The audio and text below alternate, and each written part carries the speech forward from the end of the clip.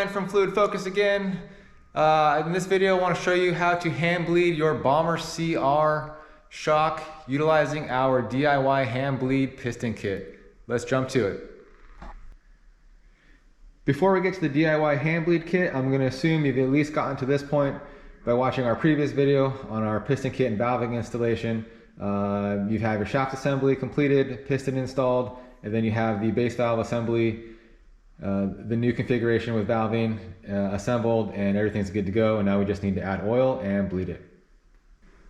Next up, you want to fill the damper body with your favorite flavor of oil, basically to the top there. There is a screw down here somewhere where you can bleed it on a machine, so make sure that screw is installed so you don't have any oil leaking out of the bridge. At this point, what you want to do is basically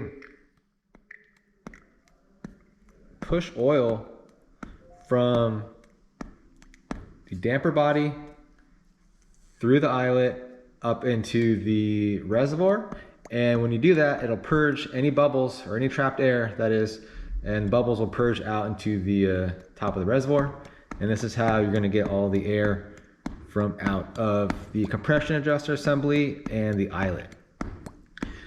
After you do this enough, the oil will get to the top of the reservoir. Basically do the same thing again on the reservoir side, and you want to push the oil back through into the damper body and do this cycling back and forth as long as you need to get all the oil out. I literally just took this shock apart for the video, so there's not much oil in here, so at this point we're basically good to go. So right now I have the oil in the reservoir to about this level. Grab your new piston. You got the wear band and the O-ring on here. Take some grease. Grease the O-ring. And then gently and carefully slide this in. Keep your hand kind of over the hole in the middle, because oil will squirt through that. And then you want to push this down to, I don't know, give or take about that much. Do the same thing again, just in case you've entered any air into the system below the IFP. But at this point, you don't want the oil level to fall below the piston. You always want oil on top of the piston as to not let any air back into the system.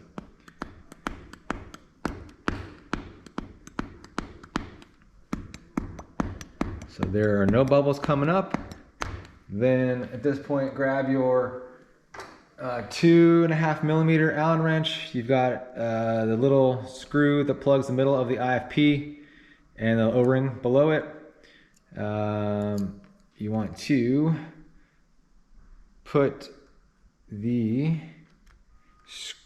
little screw with the O-ring down, snug-ish, so no oil can basically come up and out of the piston.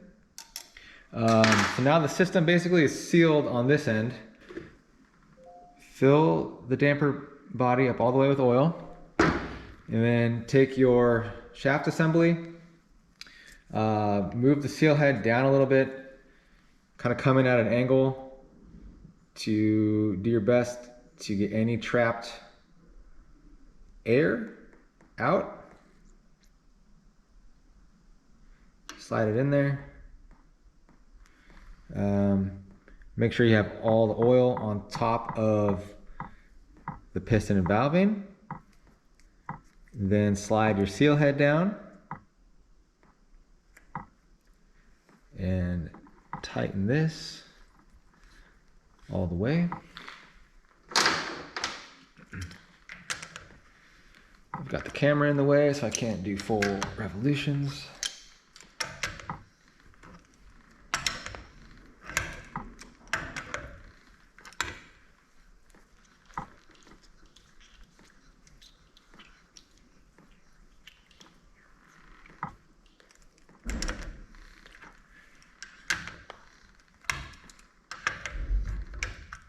All right, tighten that up. And it's extremely important, so you have enough oil volume in here and no air, to pull the shaft and extend it all the way. And then grab your 2.5 again, remove the screw in the middle of the IFP. If the O-ring comes out with it like it did here, great. If it stays in there, that's fine too. And grab whatever your favorite measuring device is. I'm going to use the caliper, and we're going to set the IFP to the stock height, which is 1.38 inches. You want to measure from the very bottom of the IFP, not the very edge, but the lowest point of the IFP. You can use your finger to kind of help you push down. Always keeping oil on top of the piston. You never want there to be an air gap, and you don't ever want to reintroduce air into the system. If you're not careful, you will spray oil everywhere, so just go slowly. Oil will overflow. And once you get it to your height, you want to put the screw and little O-ring back in to the IFP. You can put a little dab of grease on the Allen wrench to hold your screw in place. In hindsight, we might have used a different anodizing color than black because it's kind of hard to see down there, but it's not too difficult. You'll figure it out. Put the screw back in here, basically until the IFP starts to tighten, or sorry, not tighten, but twist.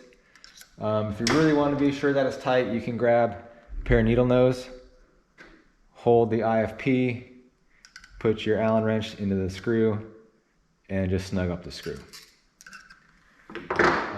Then you can either dump out the oil from the reservoir, the brand new oil. I don't want to waste it, so I'm going to suck it back out. And then you can grab your new reservoir cap. Make sure to grease the O-ring.